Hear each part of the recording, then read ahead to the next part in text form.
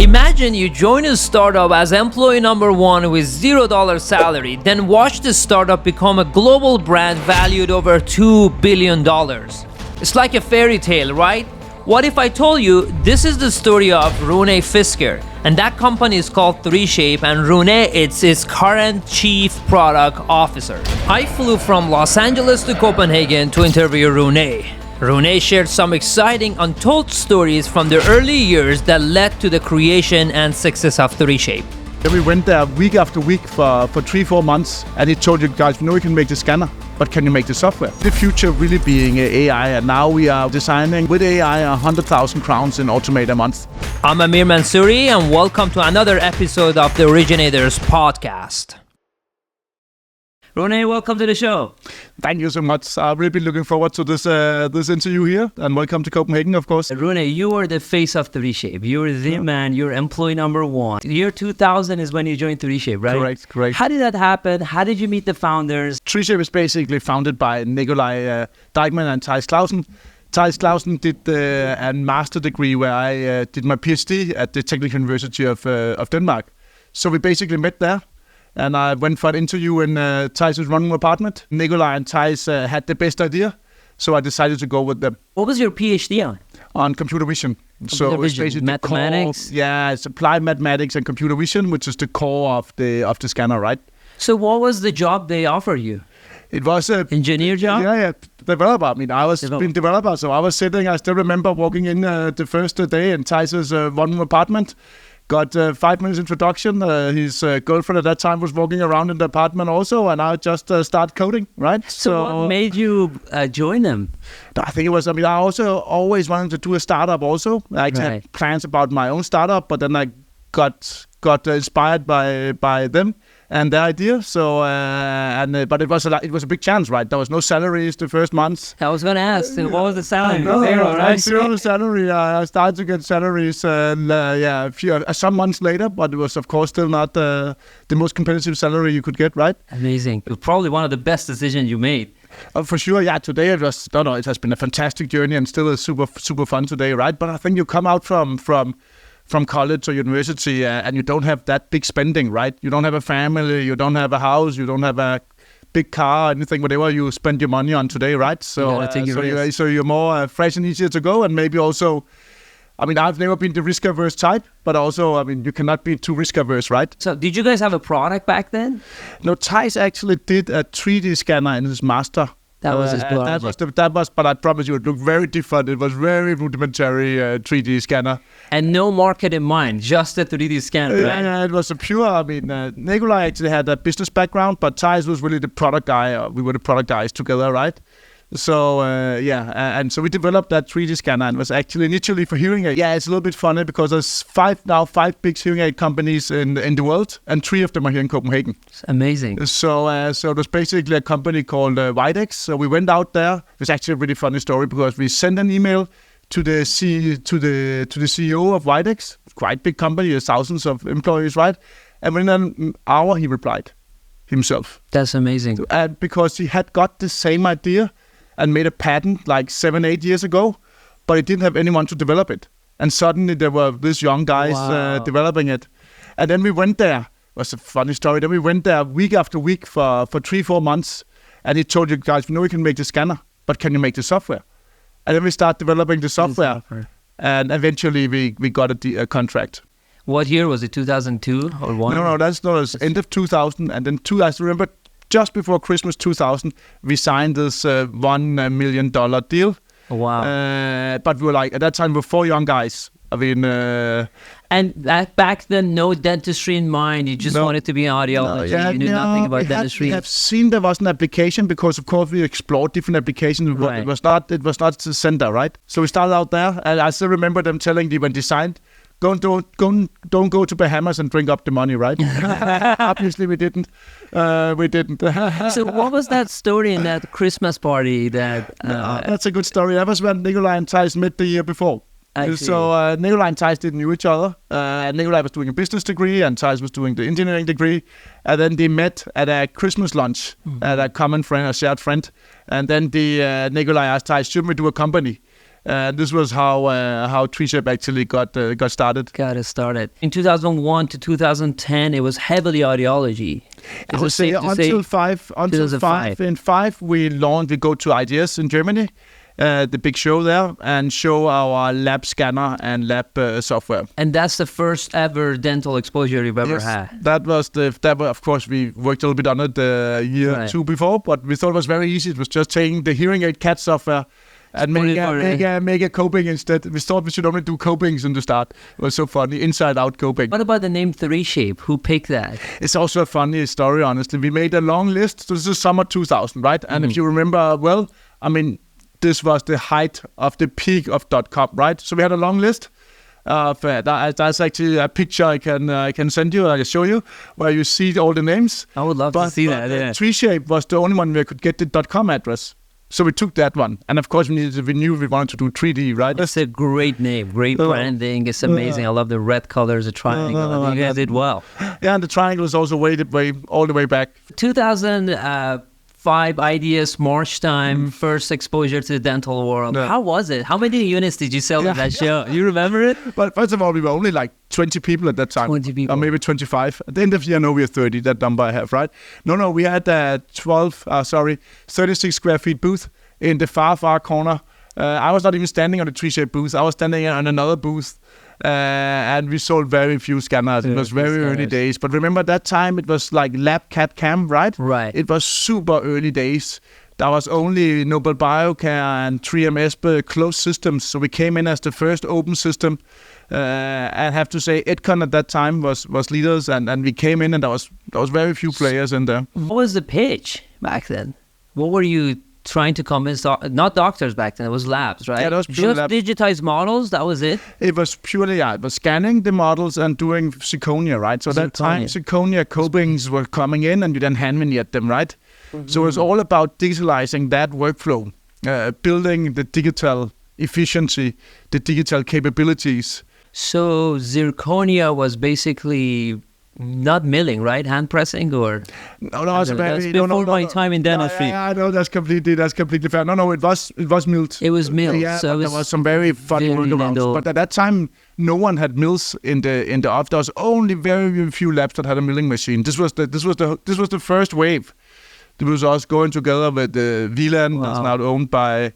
And IMES is now owned by Ivoclar, and the whole first wave of in-house milling was actually. So you've seen such a great industry transformation, basically from pure analog PFMs, right? Exactly. Yeah. Into zirconia, and now it's in-office milling, printing is such a standard. Yeah. And when did you enter US market? Right from the start. We were always thinking internationally. So we were in the US in 2001. So you should just know Denmark is a super small country, right? Yes, we're only 6 million people. Exactly. So the outlook is from the day one is always out of the country because there's nothing.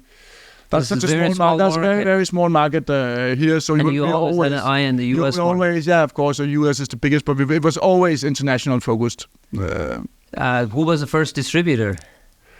That was actually in dentistry. It was actually Ivoclar. At that time, it was Vila and IMES. So many years ago, and for many years, they were like 50 to 70% of our revenue. I remember. That's luckily more distributed today. Coming from one dealer, basically. Right? Yeah, one dealer. When did you guys decide to do iOS? We started talking a lot about it in 7, and we really started the project in 8. Who brought the idea? Nikolai? I think it was a combination of people. I mean, you didn't kind of see it happen. Yeah, but you could say you didn't need a PhD to see the digital impression market, right? Because there was scanners out there. Of course, CEREC was out there already, right? That was RedCam, right? Yeah, it was like years ago. Yeah, it was years ago. Yeah, that was a hard time. Powder, one picture at the time. Right. Chuk, the often. And then 3M. There was 3M was also there. Yeah, that the was 2. Scanner. Yeah, I think Itera was there in the early days, but Itera at that time was a single. You need to press a paddle to take a single picture. It's amazing to. You cannot even imagine that today, right? It was One of the things about 3Shape always inspire me is you guys are very product minded. from the industrial design of it to how the product, to the experience of a customer. What's your philosophy as a product guy? Yeah, the first thing is you need to understand the customer. So it all starts with the customer. So you need to deeply understand the customer. Then you need to of course understand your own product, right? What is it doing? How does it help your customers? And then of course you have to look at competition. But it is also about passion for the product, right? We have very strong product passion at 3Shape, and it's not more than last week I had my whole team of product managers out for a product passion session with our designers, where we looked at how actually Thijs and him have designed a winter bathing club out here, and looking at all the small details. So it's all about attention to the details and really make great products that customers love but also use. So so this is keeping that product passion for a beautiful product that's easy to use, and always keep the user in mind first and center. And it's very important. I think I call today's time and age the product age, and I see so many bad products, whether in software and hardware, just design, the ID. There's really no thinking behind it. And 3Shape is one of the leaders in that product-minded philosophy. And I could see you yesterday as we were setting the room up. I could see you were so picky about the backdrop line. I was like, this guy gets it. But that's the same product detail, right? Exactly. We need beautiful product that are easy to use. Having that product mentality, what was it that you guys said in iOS we do, and what was it that we're not going to do? I want to hear back then, 2006 and 7. Time was so funny because we didn't want to spray, obviously, right? Right. I mean, that was a no-no. We shall totally get it. No. And then we want that easy-to-scan video mode, right? Kind of that we want to make it a smooth, fast experience to scan at that time. It could easily take 10 minutes, and it was really hard. 10 minutes to do a full arch, and it was really, really hard, right? Where today, I can give you a scanner and the latest 3S5, and you can scan. You will be able to scan in a minute without any problems, right? That is in the mouth, not just on the mouth, right? There's a video of you in the airplane scanning yourself. It's like around a couple of minutes. This is amazing. So you guys came in no powder, and you never released a scanner with a powder, right? No. That was day one, which I totally get it. If I do it, I would do it the same way. It doesn't make sense to scan it. So what year you brought the first scanner to the market for iOS? The first iOS was 2011. 2011. So that was today we just call it Trias. You know what Trias stands for? No. Thijs and Rune's intraoral scanner. Oh, it's a joke. It is a 3Shape's intraoral scanner. 3Shape intraoral scanner. It was a little bit more. It was a little bit more sophisticated than that, but it's amazing. But it's so 3Shape intraoral scanner was kind of the. So 2011 you launched it, and then same ideas. Yeah, same ideas. Always ideas. And I heard the story that immediately after you launched it, Sirona came up with a color. It was a little bit later, actually. That was 1.5 years. Yeah, but that time, I mean, if you just looked at it yesterday, the first one, I mean, it seems massive today, right? But at that time, it was very disruptive because it was video, it was no spray, so it's not like you have to take single pictures and so on, right? We did make one mistake, though. We have forgot to heat the tip. So we had a heater on the tip. So when you have scanned for like 45 seconds, then that got mist on the mirror. But we fixed that a few months later and did a built-in heater. So, So it was fog in the mirror, right? Yeah, exactly. That was it. When did you launch Trios 2? That was an IDS 11. 11. Yeah, so... Trios 2, 11... Trios 1 was 6 months before, right? No. So it's normal. The frequency is pretty airy. I just does a new scanner. That's the easy way. So Trios 1 was 11. 2 was 13. 3 was 15. 3 wireless was 17. 4 was 19. 5 was a little bit later. So one of the philosophies we have is being very nimble. And I think something that fear me about that sprint rate is we become complacent, we become corporate. And I'm sure you guys essentially operate with the same principle. I want to hear that story, that you and Thijs looking at competition, saying that we need to put a color scanner in the market in 6 months. I want to hear what happened. Yeah, so it's actually also a funny story, right? So we had Trios 1, it was black and white, which is, you think today, why do we have black and white scanning, right? But then Sirona launched in the fall, then by Sirona World in 2010, the Omnicam with colors, and we were like, whoa, that looks good. So we closed down a couple of our projects, and within 6 months, we had at Trios 2, which was a color scanner, and we didn't start before the day Sirona announced. That was basically day one. You guys said that we have to color scanner. The color scanner in half a year, and we made it, and we shipped it shortly after also. So that was a very strong achievement, but also show how fast we are able to move. It's very important not to lose that, because as you get bigger and the company with a couple hundred people, it's so easy to lose that and become complacent. I want to show you the video that you're right here. Oh, that one is a long time since I seen that last time. You were in an airplane. So funny. I'm flying back by Hawaii. It was such a fun. What about people around you? What are they saying? I mean, it's funny, but no one is looking really around us. One sitting laughing if you look at the video, and the other, if you go to the left. The date is 2017. This is Trios 3. This is Trios 3, yeah. I think one of the great marketing campaigns you guys did was the guy scanning himself. Yeah, Morten Røde, he got world famous. He was very famous, the reshape guy. No, he got world famous as the fastest scanner in the 30 world. seconds, right? Yeah, but it's even down. He's down to 7 seconds today. Still, he is amazing. Is he with reshape still? He was a denturist. So he actually left last year to go back to actually become a denturist himself again. But of course, he's using a Trio scanner every day, and he loves using it. But that was also one of the breakthroughs. I mean, showing how fast you can scan, right? Exactly. That was an amazing social media campaign. And you guys took him to all the trade shows. It was like pretty funny. Still today, we always 7 seconds, right? What happened after then? I want to hear 2013. Talk about industry. What was the dominant application? Did you guys switch to chairside yet or not? No, I say generally speaking, at that time the dominant iOS application was actually chairside, because Sirona, when we joined the clinic side or the dentist side, then Sirona was by far the leader with 80% market share, or maybe 90% market share, and also the inventor on the category, honestly, right? With their chairside system. But then there's been a massive trend over the last years of what we call central lab. Right. Digital impression, where instead of doing chairside, then you send to the lab, right?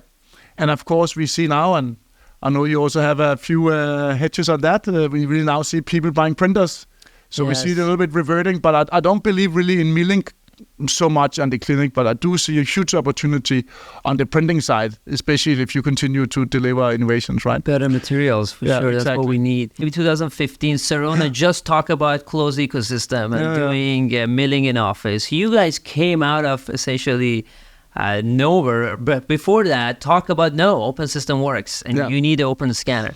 How much resistance you face from competition, and how much resistance do you face from the market that they still talk about closed, right? Sure. Or a full ecosystem, not necessarily closed. Sure. Well, how much you face naysayers saying, no, it's not going to work. You need essentially ecosystem to have iOS. But there's always been the counter-argument for the closed people, right? It went all the way in the lab days. In the early days, in the lab days, it was also a closed system. Nobel was closed.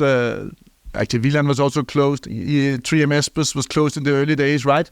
But they all was forced to open up because of the market forces, and people want open systems. So open will prevail. As you're saying at Google, right? And I still believe that's also what is happening here. Of course, you need to ensure the good user experience. But I think if we do it right, if we partner together, as a great example, then we can deliver that good, coherent user experience. I saw you guys did recently a tighter integration with the DS Core, which I spoke with a lot of 3Shape users who have an inside milling from Sirona. They really appreciated that. I think that was a good move to show your commitment to, although you guys are competing. You want to comment on that? Yeah, but this is actually fun because, I've been discussing opening up the Xerox system for more than 10 years. They keep saying no. They keep saying no, honestly. Right. Not a joke. So for 10 years, they said, we are not ready. We don't want to open up the Xerox system. And then finally, after another 5 iterations the last 2 years, where you could really feel they were moving, finally this year they accepted to open up the system. But I have to say, I think it was too late. But it was still a important move, and I think it was actually for them. It was a very big move for them, but of course you need to have open systems. I was at DS World. It was one of the biggest topics of the show. Sure. And I think users appreciate it. It's still that experience a little not smooth because you have to go to D-Score, then go to in-lab. I think customers want more, and my philosophy is give it to them. No, I mean, this is the first version. You guys are working with them. The workflow needs to be improved further, right? It's not where my product heart exactly want to be, but now we have a stamped official supported version, and then we of course going to move that to an even better user experience. But I think this is exactly showing the power of open, and I also have to admit that, I mean, I knew it was appreciated, but I did underestimate heavily how positive the feedback was from the market, and particularly the users. It was very positive, and I'm just sharing with you what I hear. People are excited. No, for sure. Because they have CEREC mail. They want to buy 3Shape, and this thing definitely help you guys. Just help customers do whatever they want to do.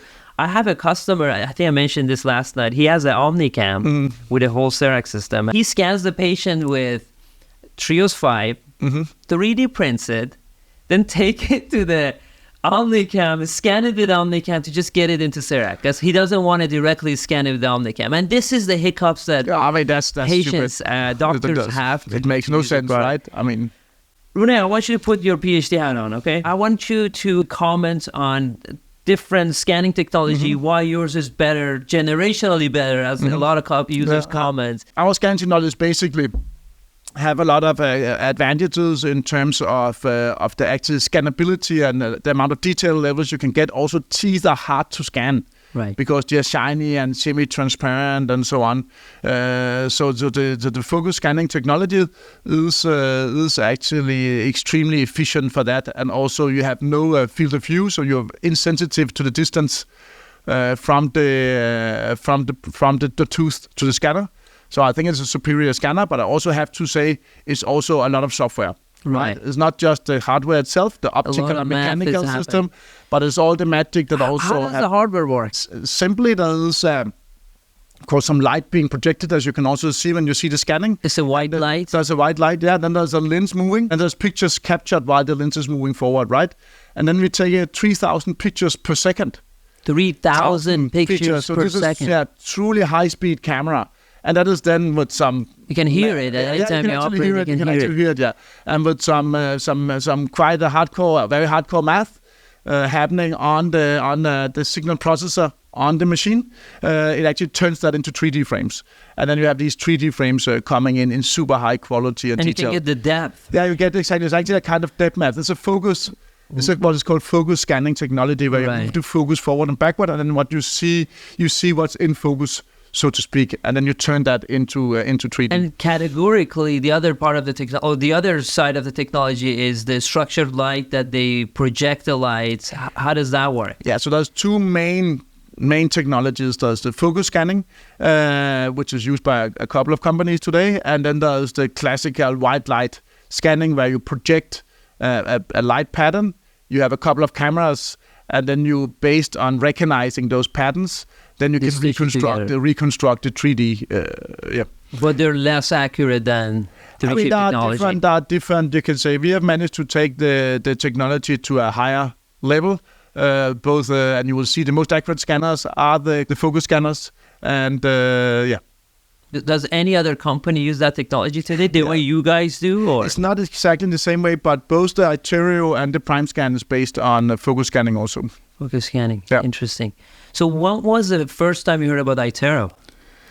No, that is back in also the 8 and 9. You know, it's actually quite funny. We sold a lot of lab scanners to Iterio, or not to Iterio, but to Cadent. To Cadent.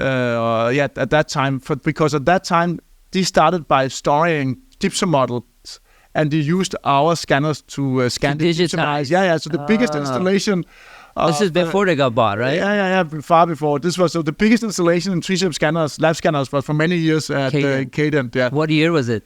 I think that is 7, or something like that. So we worked super closely with the guys there, man. Super nice people. I mean, I have no bad thing to say about them. And then they launched their own iOS. What year was it? This is before my time in dentistry. I think we're around 7-ish or something like that. So they brought it that early. Yeah, maybe it's 9. But you can say the shape, the form factor haven't changed much. You can see which product or it's not. Yeah, it still is the same form factor. Largely. It hasn't really shrinked. Let's talk about Trios 4 and Trios 5. Yeah.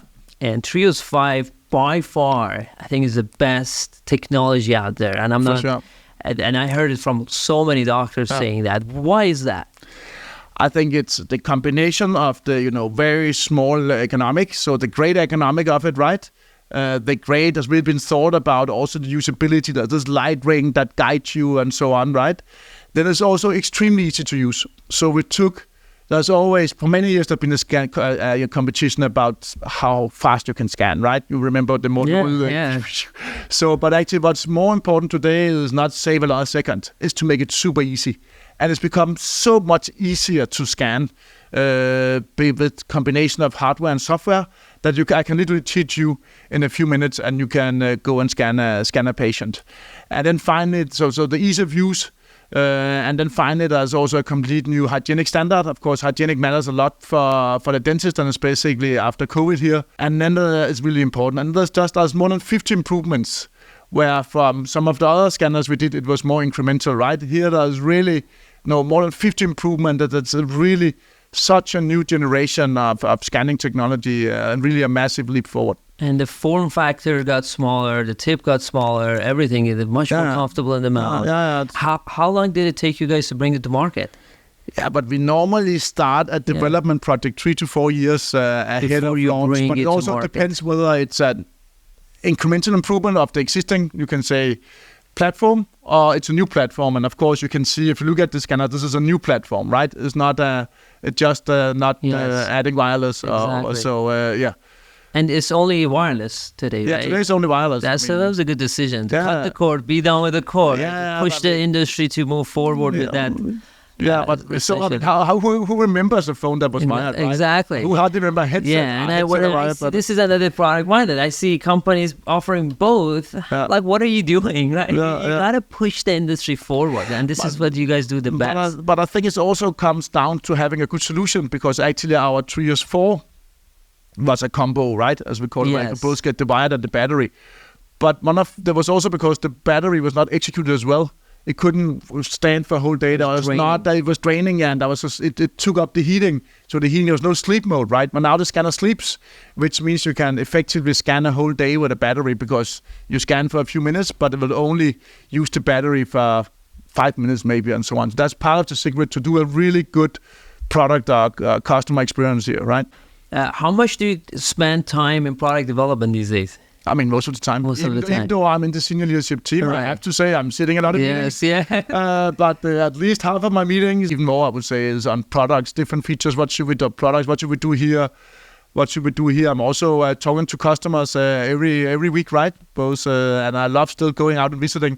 It's the most important thing. It's most important. You need to talk to customers. I almost talk to customers daily, right? Where is it that you're pushing this technology to?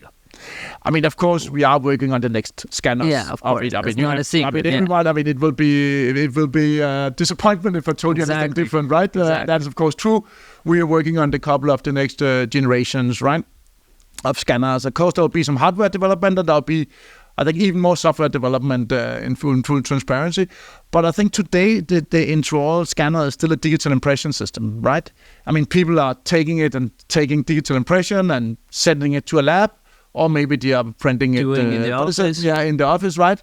Or milling it. But I really think there's an opportunity to bring that to a complete new level and really go much more. And ultimately, our business to scan every patient every time and really being able to see what's happening in the mouth of the patient, right? So do you think this whole concept of scanning everything at once, I think as a product person, you also think of what do you scan tooth by tooth?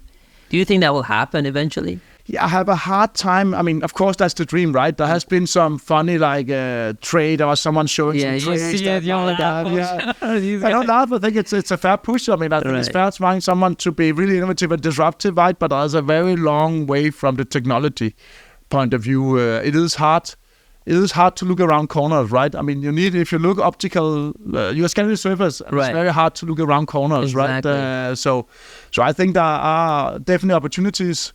But honestly, I think it's far more important. Instead of whether it's 30 seconds, which a good person can scan on, I'll say 45 seconds, a well-trained person can scan on. Scan it. Whether it's 45 seconds or whether it's so you say 5 seconds, or 20 seconds or whatever, 15 seconds.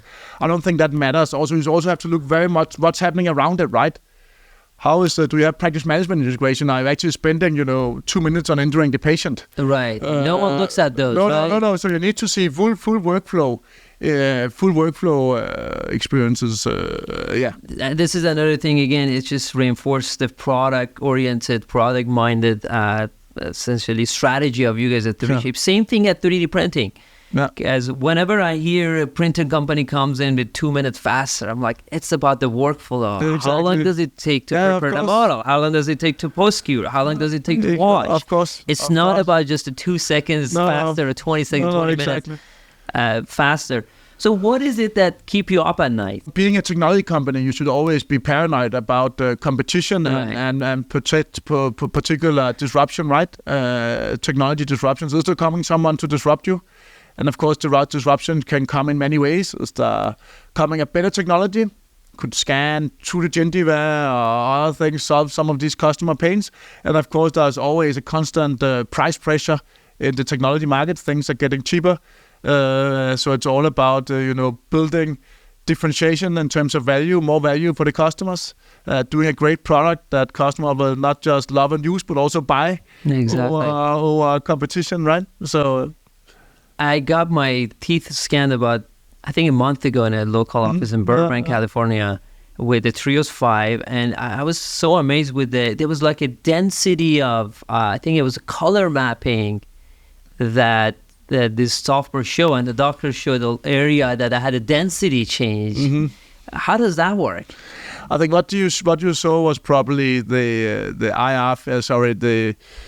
surface carriers feature, right? Where you can see where we are looking for carriers. So the most common problem in the world for people is actually having carriers, and you can see some of it, but we can not see all of it, right? So basically, by using ultraviolet light, you can actually see some of the bacteria and the build up for carriers, which is quite fascinating because obviously you cannot see that with your naked eye completely, right? So that's why there are many opportunities to enhance the image modalities, but of course also extensive use of AI. And can you detect cavity right now with the iOS?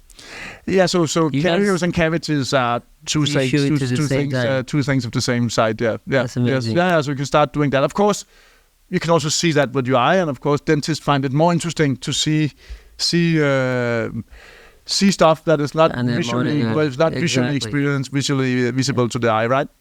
3Shape focus right now is heavily on iOS. Yeah. But you're also very involved in design software. Sure. How did you guys decide on that, and what's the strategy today? So in essence, 3Shape are doing two products, right? We do scanners and we do software, mainly CAD software, right? So So the strategy there is to keep being the leader in the field, right? We had very strong market share on the lab side on the whole CAD, but it's clear when we look into the future of CAD. Today it's very much like next design. Automated. Yeah, exactly. What we really see now is AI and inspect and correct. You see that on 3Shape Automate, which you're also using that we're partnering with you on that, right? But we see the future really being AI, and now we are designing with AI 100,000 crowns in Automate a month.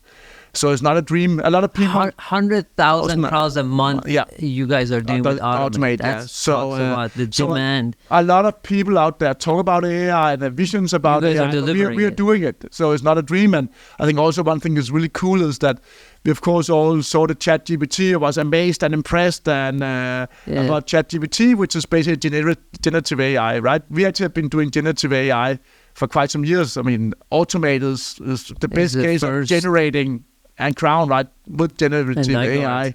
So is it safe to say everything will be essentially part of Automate? You're going to have a denture design, you're going to have a surgical guide design in Automate. That will, if you just looked at the latest dental system 23 launch here a month ago, Then there was also the new model Builder Express, which is basically AI, inspect and correct. So yes, we are going to move all the products to that philosophy. And I think it's quite disruptive compared to how people are designing today, right? Both in labs, but even more in clinics.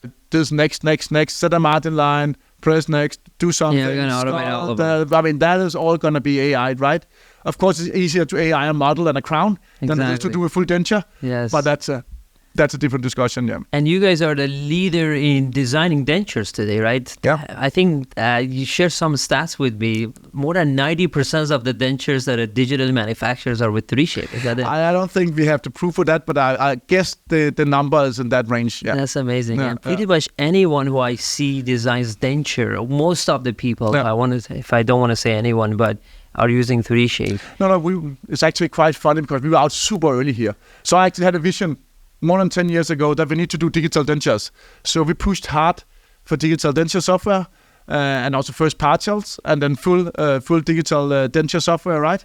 And for many years, nothing happened, to be honest. We also spent years together with Ivoclar putting in pre-manufactured teeth into a mill base. Yeah, that honestly didn't really work very well. And now we're really seeing it moving super fast and grows over 100% in usage. It's 3D printing. I would like to take credit for that. No, that's completely fair. 3D printing materials are becoming more available. Extremely. And printing is so efficient in terms of when it comes to digital dentures that it's really pushing everyone to just print, don't mill anymore. The digital dentures is the hottest topic on, I would say, CAD/CAM. Exactly. And there's no doubt that we are all waiting for that to be 3D printed. So keep up the good work on the 3D printing material. As soon as that 3D printing material is a good, really proven and beautiful looking 3D printing material, then the ketchup is really going to come out. You still have to remember that this is dentures after single teeth is the biggest indication in the world, with 50 million dentures being done. It's more than crowns. It's not more than crowns. Yeah, it's more than crowns in units. In units, when you consider replacements, you don't go replace your crown every year, right? But dentures, you could technically, when it's easy to make and manufacture and replace, you can go get a new set of denture every year. Yeah, so there's an amazing opportunity there. And it's still, I mean, we do this around 5 million cases, removable cases this year. But out of 50, right, it's still only 10% penetrated. Exactly. And what people are waiting for is the manufacturing technology, effectively the printing technology coming out. So I think this is a super exciting opportunity and really the next big wave, especially on the lab side, right? We launched our first high impact denture-based resin back in May, and it's been a hit since then.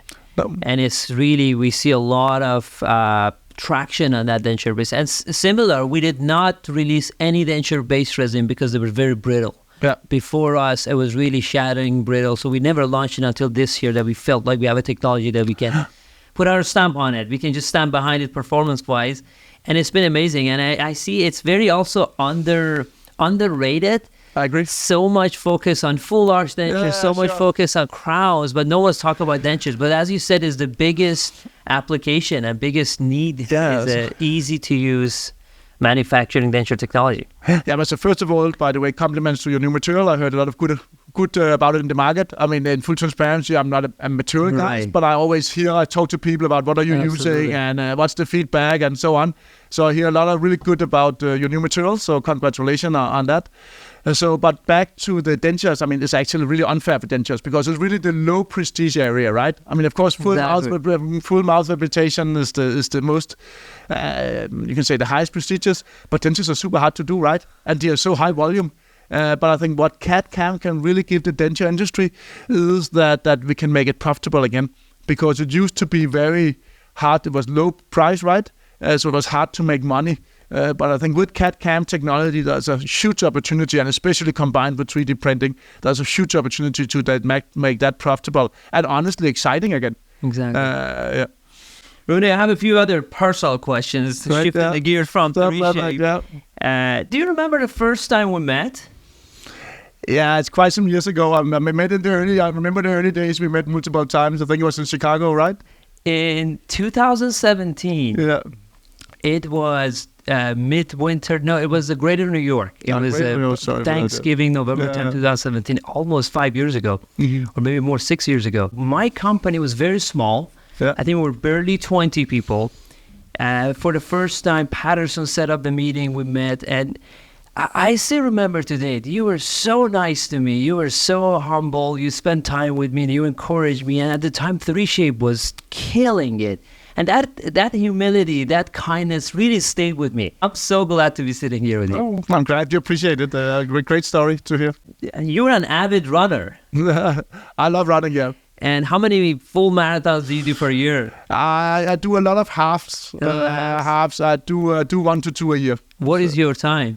I mean, my best time is New York a few years ago, which was 3 hours and 18 minutes. So, which is that's phenomenal. And I know you're always not a flat route. I can tell you. But it's a fantastic. It's the best marathon in the world, in my opinion. Yes, that's amazing. We have Erich, and he keep taunting you into doing a marathon. He's a great runner too. Right now, he's a great runner too. He's a great runner. So, how does that help you to become better in product development? How much do you use that to stay focused? I think there's a couple of things. First of all, I think, you need to be healthy, right? You need to stay healthy. I mean, to be also having, energy and passion, then you need to be healthy and be in good physical shape. And there's also about some mental about it, also running, thinking about it, and getting these exercises. Do you get the good ideas during running? Sometimes, yes. But I have to say, often I run with people, so that This is what I found out. The creativity, good ideas, strategy, it really comes to you either for me when I'm showering, when I'm running. It's funny. I have the same. So most of the best ideas I get in the morning, but I'm pretty sure why. It's because you have been subconsciously thinking about it overnight, right? Exactly. Not like being awake, but just it's been cooking, right? And but I have exactly the same. That's really funny. Yeah, you can't really force brainstorming sessions in a meeting. It has to come to you. What else do you do in your free time? If you have any free time. Of course, normally I said dentist is my hobby, right? Right. No, but I have to say I think about 3Shape a lot. I think this is my passion. I love doing it every day, right? But I like also, I'm a foodie. So I love great food. There's great food here in Copenhagen. In Copenhagen, it's a world-class food spot. I love to travel. So both professionally, but also privately. So I do remember to take off some weeks a year and go traveling. I was just in Galapagos this summer here, diving with several hundred hammerhead sharks and whale sharks and seeing thousands of fish. I love that as well. And then, of course, my daughter is 23. I love her, but she's not living at home. But I spend a lot of quality time with my wife. It's a good life. How much do you see Decola and Theis these days? Yeah, but they're not involved anymore, right? Oh, yeah, they are involved. They are on the board and they come in for special sessions. We have, for instance, a session later this week where we sit and brainstorm about different ideas. Of course, they still have tremendous insight and knowledge and passion for the industry and 3Shape, but they're not in the daily operations. Here we have got a new CEO, Jakob Bumholdt. Do you call Theis? Hey, what do you think of this idea? What do you think of that? Yeah, we do have some innovation sessions, but also with him where we show him the latest product and give feedback, because he's a fantastic product guy, right? That really has passion and great insights to build products, right? So kudos to them. They built one of the amazing. A lot of times it's called the Apple of Dentistry, and I think that you guys earned that compliment. Today we are being Tesla, but that's okay. Tesla. I mean, who don't? It's a major compliment to be called the Apple of Dentistry. It's truly fascinating what you guys did in Copenhagen, as you said, 5 million people, building one of the most fascinating. And are they part of, at this point, I think one of the richest families in Denmark? Denmark is a small country, but they are one of the richest, some of the richest people in Denmark. You come across a lot of, or you see a lot of younger dentists, clinicians, dental professionals, or some of the ones who's been in the industry. What do you advise them as a technologist, as someone who's dedicated the past 2 decades of his life in building better technologies for dentistry? What is the first thing you tell them when they ask you about technology? Share some of those thoughts.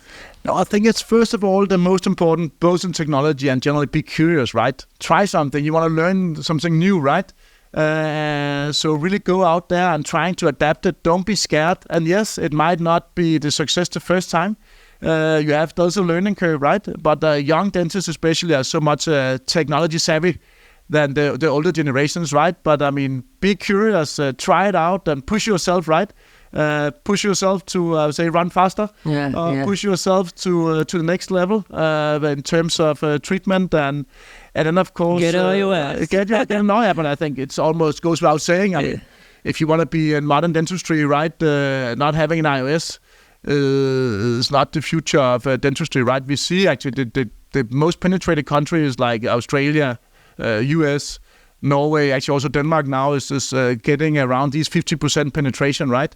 So I still can't believe 50% of the market don't have iOS. It's just in 2023. It's much less than that in Europe, for instance, and of course emerging markets.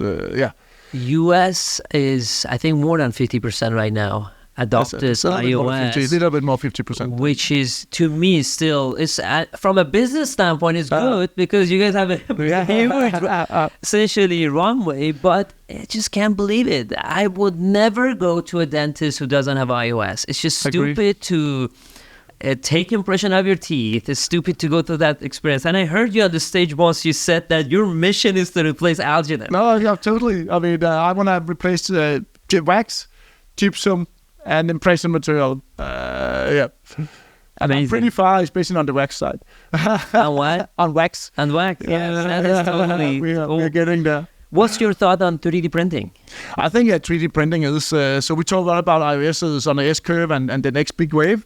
I think the 3D printing, with any doubt, is the next big wave. Of course, we already see in the lab where it's been, I mean, no serious lab don't have a printer today, right? You have multiple. You have multiple, exactly. Four. But of course, the next really big wave is on the clinic side, right? And I think the real discussion, one of you can say the hottest topic is in dentistry today, or at least on the digital side, is how much can you print, right? Exactly. I mean, especially the dentures, I think they're getting there, right?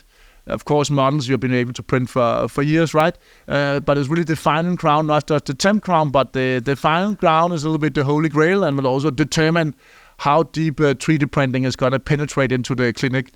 Yeah, when I started in dentistry, the conversation was, do I need a 3D printer or not? Does it work? Is it accurate? Exactly, and I totally, in the past 5 years, saw the shift that it's not about do I need it or not, it's about what application I start with. Do I start with night guard, then learn restorative? Do I start with the dentures? This is fascinating. And again, that easy workflow to go from scan to design to print is going to push the needle forward. That it's going to help the clinicians to adopt. No, I think that's totally the critical. Having it back to ease of use. I mean, dentists are busy people. They have patient line up. So it needs to be super fast and easy to really penetrate into the clinic deeply, right? Amazing. So I'm very optimistic on behalf of 3D printing. So I think we are both in a good place, so to speak.